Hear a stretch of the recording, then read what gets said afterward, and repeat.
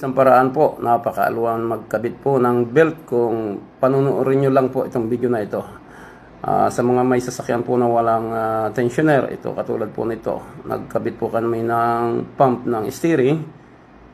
Ganito, wala po siyang tensioner. Kuha lang po kayo ng dalawang strap, itali nyo po siya ng medyo mahigpit. Ayan.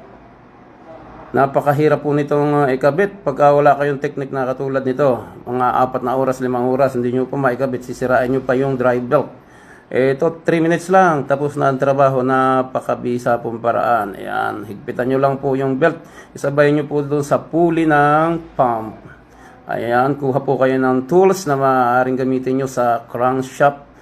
Doon sa may tornilyo ng crankshaft, yan, iikutin nyo po yan. Medyo mahirap po talagang ikutin niya kasi puwersado po talaga ang pagkakabit ng belt na walang tensioner. Yan, iikot po siya hanggang sa tumaas po yung strap na inilagay nyo dyan sa pulley ng pump. Yan, pag tumaas na po siya, makita nyo po na tumama na sa naka-align na yung belt sa may pulley, as in huwag nyo nang ikutin. Kuha na lang kayo ng screwdriver, sinsilin nyo para matanggal yung strap na tinali nyo.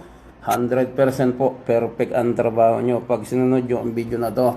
Maraming salamat po sa panonood. Mabuhay po tayong lahat. Bye bye.